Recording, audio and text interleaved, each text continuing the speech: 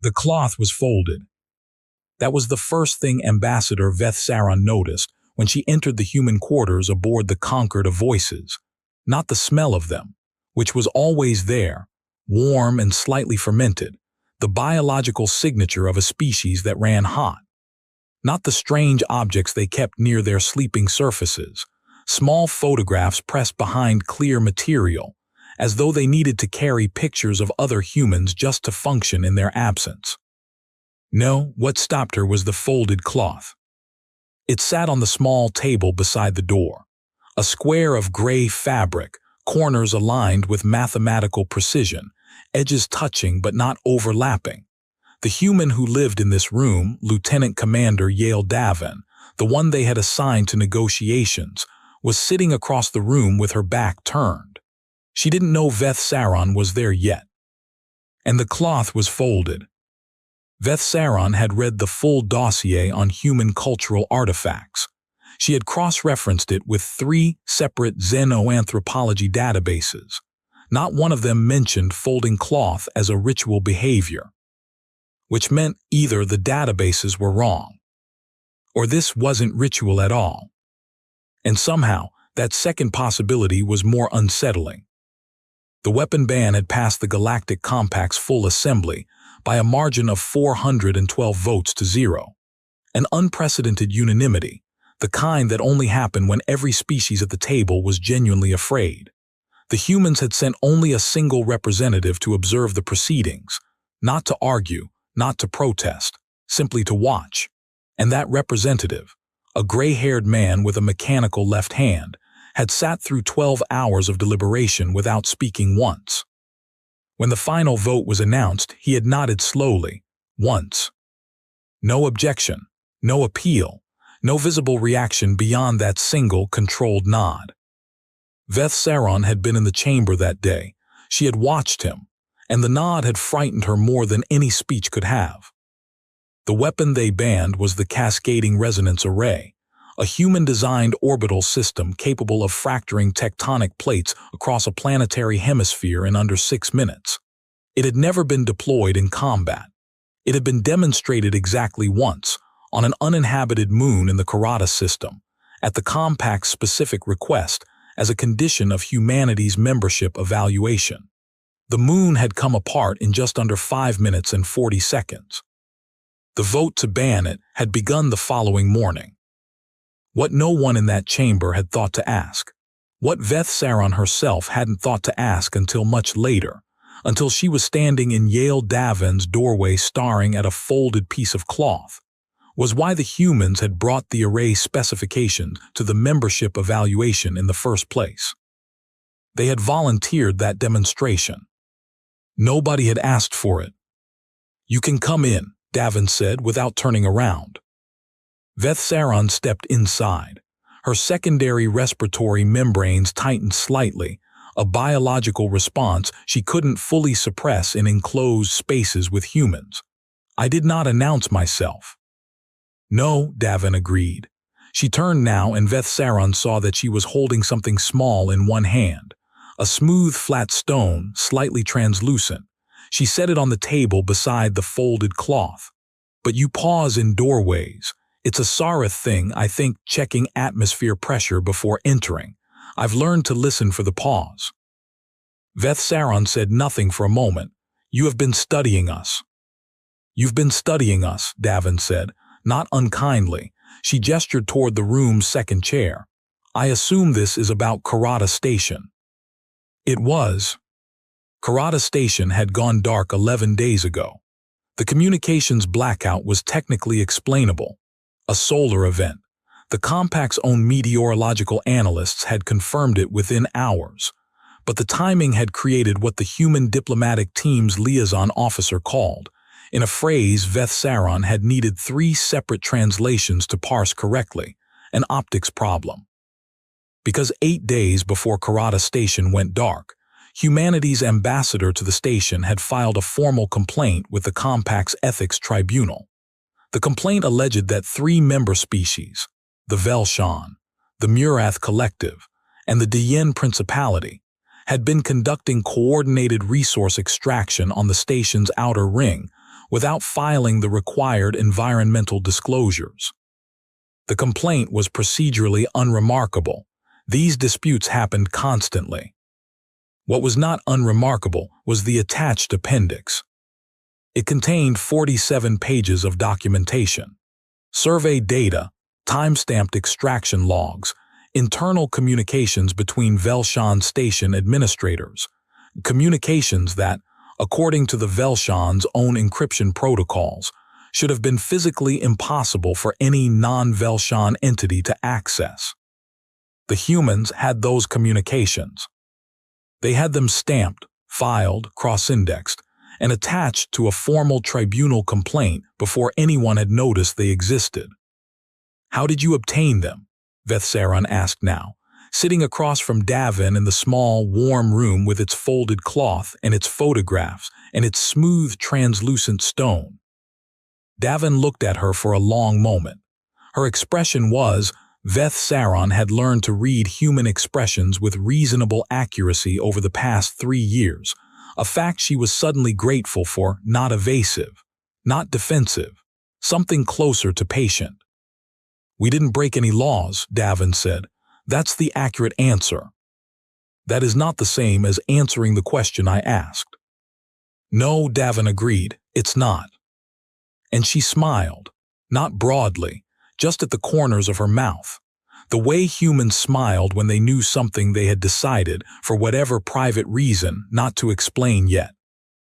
Vethsaron filed her preliminary report that evening. She listed 3 active uncertainties in order of assessed priority. First, the nature of human intelligence-gathering capabilities, which appeared to significantly exceed compact estimates. Second, the purpose of the cascading resonance array demonstration at the membership evaluation. The humans had volunteered it. They had never sought to deploy it. They had accepted the ban without negotiation.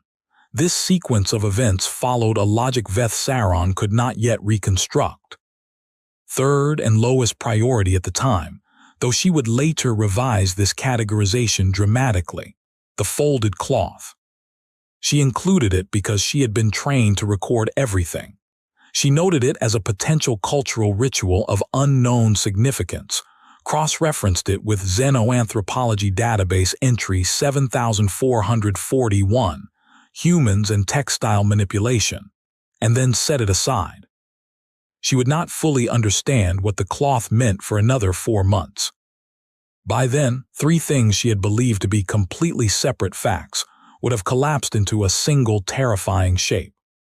The Velshan's formal response to the Ethics Tribunal complaint arrived 6 days later. It was, by any reasonable standard, a masterwork of institutional deflection. 14,000 words that managed to dispute the admissibility of the documents without technically claiming they were inaccurate, an approach that suggested the Velshan's legal team had been working on contingency responses to exactly this kind of situation for quite some time. Davin read the response in the Concord *S briefing room, a mug of something dark and steaming on the table beside her. Vethsaron watched her eyes move across the translated text. Davin read fast, too fast possibly for actual comprehension, but Vethsaron had made this assumption before and been wrong. "They're going to challenge jurisdiction," Davin said, before she'd reached the document's halfway point. "That section is on page 9, Vethsaron said. "You are on page 4. "I know." Davin set the document down, picked up her mug. "It's the only logical move they have. The documentation is solid. They know it's solid, so they can't fight the content. They fight the container. And if they succeed in challenging jurisdiction, they won't." She said it without hesitation, without visible emotion, with the same flat certainty she might use to confirm a navigational coordinate. "You cannot know that." Davin looked at her over the rim of the mug. "Ambassador, can I ask you something personal?" Vethsaron's secondary membranes tightened again. "You may ask." "How long has the compact been watching us? Not the formal monitoring, the real watching, the kind your office does." The question was Veth Saron chose her next words with significant care. The compact maintains observation protocols for all candidate species during their evaluation period. This is standard. I know what's standard, Davin said quietly. How long? Veth Saron said nothing. Davin nodded as though the silence itself were an answer she'd expected.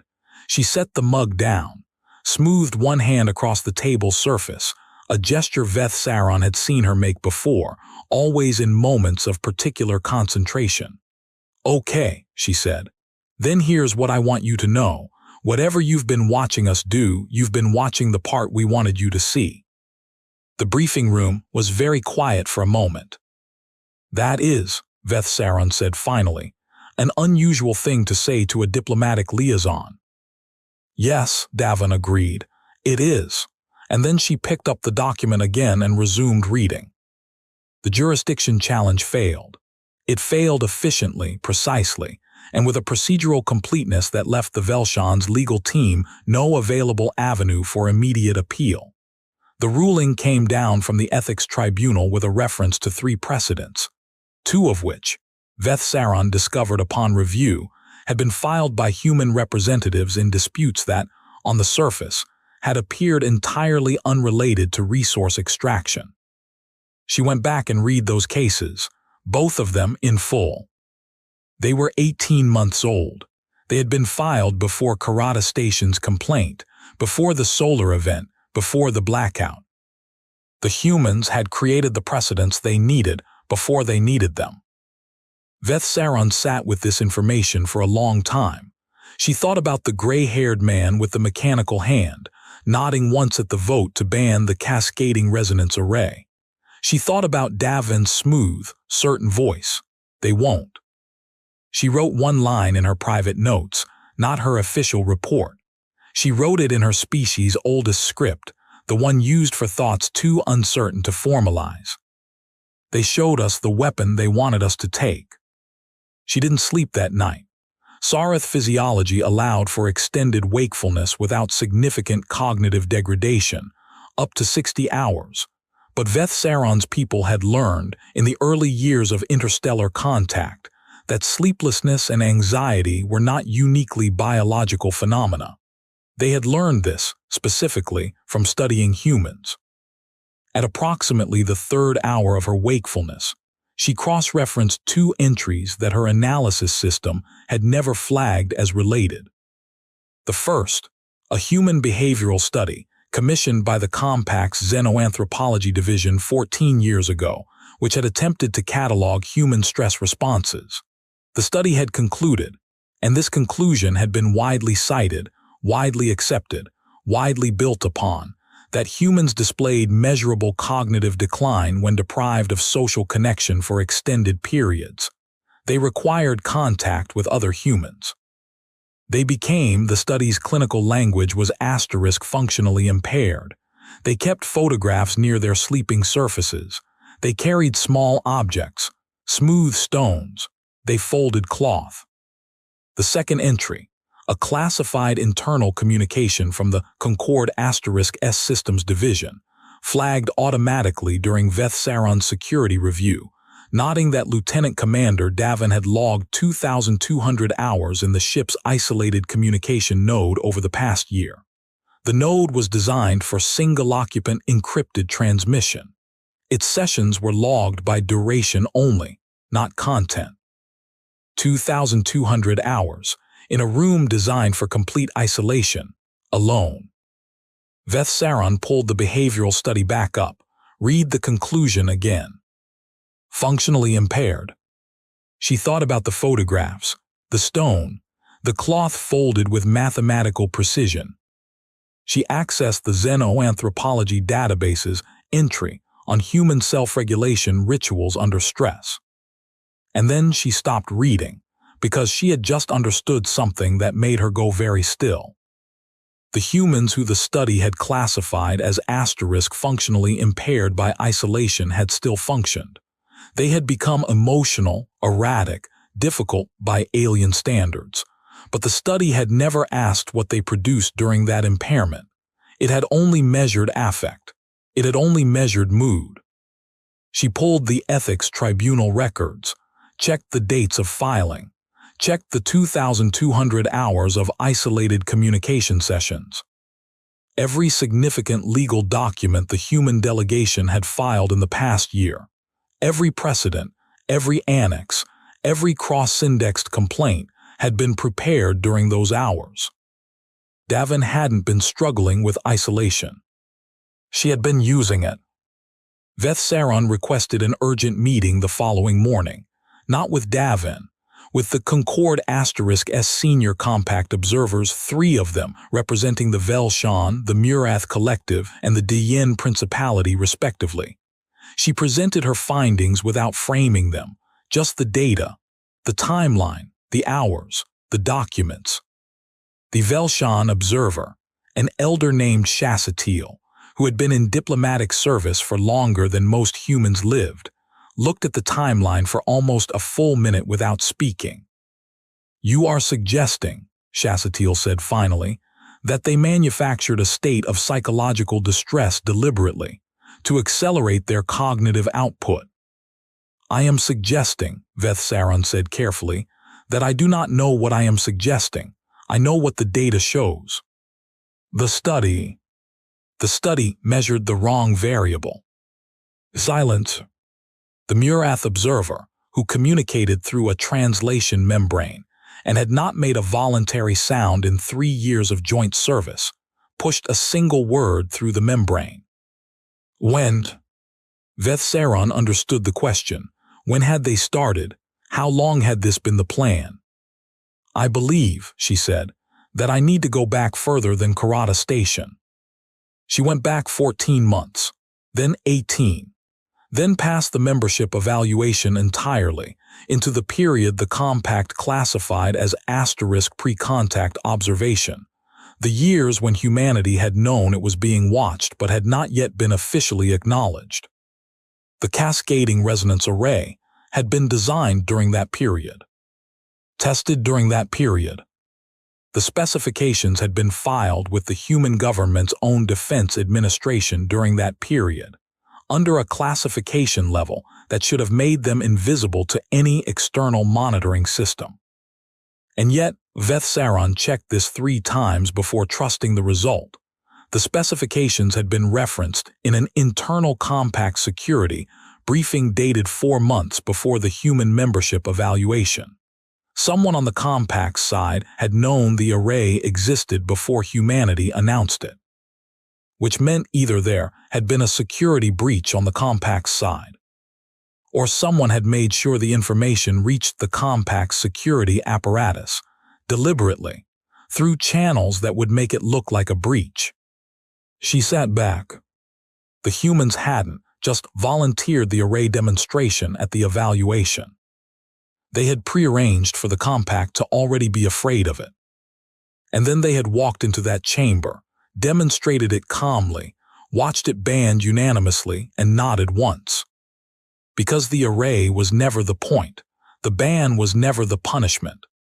The ban was the door. She needed to understand what door it opened, and she was aware, with a clarity that had a physical sensation to it, a tightening in her secondary membranes that didn't stop, that she was not equipped to figure this out alone. She went to Davin's quarters. She didn't pause in the doorway this time. Davin was awake. She was sitting at her table, the folded cloth still precisely where it had been 3 weeks ago. She looked up when Veth Saron entered, and something in her expression shifted, something very small, but Veth Saron had learned to read small. "You went back," Davin said, not a question. "The array was a distraction," Veth Saron said. "You needed the compact focused on the wrong threat during the evaluation period." Davin was quiet. "The ban gave you a position," Veth Saron continued, hearing her own voice and finding it strange, too controlled, the voice she used when she was working to not seem afraid. A species that concedes its most powerful weapon without negotiation. That demonstrates cooperative good faith at a level that creates trust, institutional trust, access. The kind of access that makes it possible to be inside Velshan encrypted communications without technically breaking any laws. Ambassador, Davin said. What is the actual weapon? Davin looked at her for a long time. Outside the viewport, the star they were orbiting threw slow gold light across the floor between them. You know, Davin said, the thing about the compact is that it's very old. Species that have been members for thousands of years, they stopped expecting to be surprised. They built all their threat models around technology, around firepower, around things that can be banned. What is the weapon? Vethsaron asked again. Davin looked down at the folded cloth, then back up. Time, she said. We're patient in ways you can't model, and we're organized in ways you can't see because you're looking for hierarchy. We don't have one chain of command. We have 10,000 overlapping ones, and none of them know about each other completely, and all of them are working toward the same outcome without ever being in the same room. Vethsaron's membranes were rigid now, fully rigid. You are describing, she said slowly, a system designed to be immune to decapitation. I'm describing Tuesday, Davin said. It's just how we're built. The Velshan filed a counter-complaint the following week, alleging that humanity's intelligence collection methods constituted unauthorized surveillance under Compact Article 7, Subsection 4. It was, the Compact's legal analysts agreed almost immediately, a strong filing, technically precise, potentially case-ending. Davin read it in 40 minutes, set it down, went to the isolated communication node for 6 hours. When she emerged, she handed Vethsaron a single document, 14 pages, cross-referenced, citing 7 precedents. 2 of those precedents were the ones she'd filed 18 months ago. 5 of them were new, filed that morning by human representatives in 3 entirely separate Compact member systems, in disputes that had nothing on their surface to do with Article 7. In different star systems, simultaneously, by people who had apparently never communicated about it. How, Vethsaron said. It wasn't really a question. She was beginning to understand that the question she meant to ask was not how they coordinated. It was asterisk when they had started. How many years of patient, invisible preparation had preceded this moment? How many human minds in how many separate rooms had spent how many hours of voluntary isolation building something the Compact had no word for? You want to know if it scares us, Davin said, and her voice was different now, quieter, something underneath it that Vethsaron recognized after a moment as something the behavioral study had labeled asterisk functional impairment, but which now looked from this angle exactly like grief. Being this distributed, not being able to talk to the people working alongside you, filing documents in an empty room for 2,000 hours toward an outcome you won't live to see finalized. Vethsaron said nothing. It does, Davin said. It costs something. It always costs something. She picked up the smooth stone from the table, turned it once in her hand, set it back down. We do it anyway. The 5 precedents held. Article 7 was reinterpreted. The counter-complaint collapsed. The Velshan's lead administrator issued a formal statement calling the outcome asterisk procedurally anomalous. The Murath Collective withdrew 2 of its 3 observers from the Concord without explanation. The Dayen Principality requested a full review of its intelligence-sharing agreements with humanity, a process expected to take 3 years. Vethsaron reported all of this to her superiors. She was thorough. She included the timeline, the communication logs, the 2,200 hours, the precedents, all of it. She did not include her private note, the one in the old script. They showed us the weapon they wanted us to take. She left it out because she had begun to realize it wasn't complete. It was missing a second line, the line she was only now finding. The weapon they kept is not one we can ban. It does not exist in any single place. It cannot be demonstrated on a moon. It has no specifications to file. It is the thing they are willing to do to themselves in order to win slowly. The station at Karada came back online 2 months later. The solar event cleared. Communications restored. Human personnel on the station filed routine maintenance reports, inventory logs, a request for a new medical filtration unit. Everything normal. Except Enveth Saron noticed this only because she had stopped assuming she knew which details mattered. The human station commander had been rotated out during the blackout period. A new commander had arrived on the last resupply ship before the solar event hit. An unremarkable transfer, not worth flagging. Veth Saron pulled the new commander's service record. Checked when it had been filed. 19 months ago. Before Karada Station's complaint, before the jurisdiction challenge, before the 5 simultaneous precedents. The new commander had been assigned 19 months ago, as though someone had known 19 months ago that this particular person would need to be in that particular place at this particular time. She felt something she had no exact word for in Sareth, a sensation her species had approximately but not precisely, the feeling of looking at a shadow and realizing the thing that cast it is much larger than the shadow implies and has been standing behind you the whole time. She called Davin. "The Karada commander," she said when Davin answered. "Yes," Davin said. 19 months. A pause, just long enough to mean something. "Ambassador," Davin said, and her voice carried that quiet thing again, that grief-adjacent frequency. Some questions are safe to answer, and some questions aren't safe to answer, and some questions are ones where the answer itself is the thing that changes what you are. "You are telling me not to ask." "I am telling you," Davin said carefully, "that if you pull that thread, you are going to find more thread. And at some point, you will have found so much thread that you won't be able to pretend the cloth was ever just a cloth." Veth Saron's membranes went fully rigid for the second time in 2 months. She looked across her room. On her desk, in the months since she'd started observing the human quarters, she had unconsciously placed 3 things near her own sleeping surface. A photograph of her family, printed on paper in the human style. A smooth, dark stone from the Sareth coastline.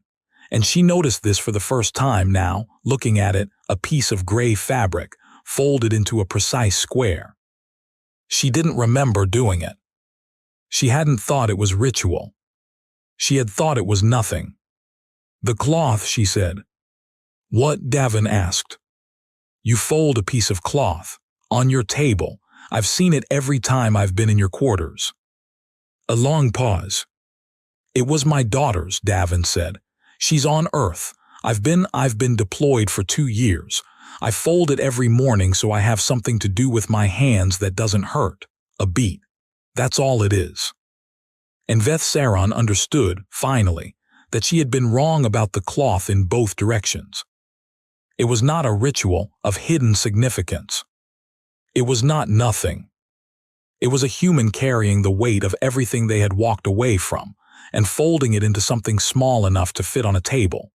It was someone choosing, every single morning, to put distance and silence and 2,000 hours in an empty room between herself and the person she loved most, because there was work that had to be done, and she had decided she was the one to do it. Not because she was ordered, not because she was engineered, not because some evolutionary pressure had shaped her into a creature without attachment. Because she had attachment, she had it completely, and she was doing this anyway. "How long?" Veth Saron said. "How long what? How long have your people been doing this? Not the legal strategy, not the compact, before. How long have humans been willing to pay this price, personally, to win something they won't live to see?" The silence on the line was different from the other silences. It didn't feel evasive. It felt like Davin was genuinely thinking. "I'm not sure we know how to stop," Davin said finally. "That might be the honest answer. We've been doing it so long it's built into how we plan. We assume someone will have to carry something alone for a very long time. We just try to make sure it means something when they do." 3 weeks later, the compact's full assembly convened an emergency session. The subject was not the Velshan complaint, which had been resolved, not the Karada station commander, who had quietly filed 4 additional resource protection measures and departed on leave. The subject was a report, compiled by 7 independent compact analysts, which attempted to map human diplomatic activity across all active compact systems and answer one question: how coordinated was it? The report ran to 300 pages. Its conclusion was one sentence: we cannot determine the boundary of this network because we cannot determine where it began. Vethsaron sat in the chamber and watched the assembled representatives of 415 species read that sentence. She watched them process it. She watched the moment. It moved through the room like a slow wave, species by species, when they all arrived at the same implication. There was no beginning they could find, which meant either the network was newer than their observation records, or it was older. Or their observation records were incomplete in ways they had not known to check for. The gray-haired man with the mechanical hand was there again, sitting in the same position as before, watching. He didn't nod this time. He didn't have to. The vote to commission a full historical audit of human activity within the compact passed by 390 votes to 25. The audit was expected to take 7 years. Vethsaron voted in favor. She understood this was what the humans wanted. An audit meant access, compact investigators going through human records, human representatives assisting with translation and context, a 7-year period of formalized deep engagement with human institutional history. 7 years in which humans would know exactly which questions the compact was asking, and would have already prepared the answers. She thought about filing an objection, about standing up in that chamber and saying this is another door and we are about to walk through it. She did not file the objection, because she had realized sitting there that it wouldn't matter, not because humans were unstoppable, not because the situation was hopeless, but because even if the compact identified every thread, pulled it carefully, mapped it completely, at the other end of the thread was not a conspiracy. At the other end was Davin, alone in an empty room for 2,000 hours, filing documents that wouldn't be useful for 18 months, carrying a piece of her daughter's cloth in her pocket, doing it anyway. You could not legislate against that. You could not ban it. It had no specifications. Vethsaron returned to the Concord Asterisk, went to Davin's quarters, found her as usual at the table. The audit passed, Vethsaron said. I know. It will take 7 years. I know. Vethsaron sat down across from her, looked at the cloth, looked at the stone, looked at the photographs. Does it work? She asked. The ritual in the morning, does it help? Davin was quiet for a moment. Then, some days. And on the days it doesn't. Davin looked at her with those dark, tired eyes. I folded again. Vethsaron looked at the cloth for a long time, at the perfect, precise square of it, the corners touching, the edges even. I have one on my desk, she said. I don't remember placing it there. I don't remember choosing the behavior. No, Davin said, and she smiled, the full kind, not the corner kind. You probably wouldn't. Outside the viewport, the stars were very still and very far apart, and the space between them was full of things happening slowly, in isolation, by design, at a cost no one could fully calculate. There is something I need to tell you, Vethsaron said, as a colleague, not as an observer. Okay. The compact is afraid of you. Not of the array, not of the network. They are afraid, she paused and chose the exact words, of what you are willing to subtract from yourselves in order to keep going. Davin was quiet. Every species in that chamber can model a weapon, Vethsaron said. Every species can model a strategy. What they cannot model is an organism that looks at the cost of a thing, the genuine, personal, irrecoverable cost, and does the thing anyway, not because it cannot feel the cost, but because it can feel it completely and has decided the goal is worth more. That sounds like a compliment, Davin said. It is not entirely a compliment. No, Davin agreed softly, I know. 7 years later, the audit concluded. Its findings were classified at the highest level the compact maintained. Veth Saron, by then a senior observer, was given access. She read it in a single night. She made no notes. She filed no supplemental reports.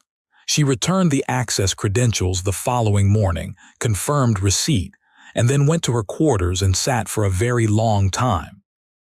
What the audit had found was not a conspiracy, not a coordinated network with a central command, nothing that could be mapped with a beginning and an end. What it had found was patience. Distributed, self-sustaining, self-replenishing patience. Humans who had died before seeing their plans succeed, who had written instructions for humans not yet born, who had built institutions designed to outlast their builders, and then filled those institutions with people who were willing to be lonely for years at a time in small rooms if that was what the work required. The audit had found the folded cloth, multiplied by millions across centuries, across the stars. And at the back of the audit report, added by the senior analyst in a note that was technically outside standard format, were 4 words Veth Saron read last and found she could not stop thinking about afterward, the way you cannot stop thinking about the shape of something once you've recognized it in the dark. We cannot determine end state. Not the plan has no end. Not, we cannot find the final objective. We cannot determine end state. Because the humans hadn't built toward a final objective. They had built something that did not stop. Something that had no planned conclusion because the people who built it had understood that they would not be there to plan the conclusion and had made peace with that, with the grief of it, the loneliness of it. The cloth folded every morning in a room 2 light years from home and had kept going. The compact had banned the weapon they could see. The weapon they should have feared had no barrel, no yield, no specifications to review. It could not be demonstrated on a moon. It could not be voted on by 415 species. It was the specific, irreducible human capacity to lose something that mattered and continue, to subtract and subtract and subtract from themselves. Time, connection, comfort, years, presence at the table when their daughter learned to walk, and find at the bottom of all that subtraction, not emptiness. Purpose. They were not the strongest species in the galaxy. They were not the oldest, or the most technologically advanced, or the most ruthless, or the most wise. They were the species that folded the cloth every morning and went back into the empty room. And in 10,000 years of recorded galactic history, no one had ever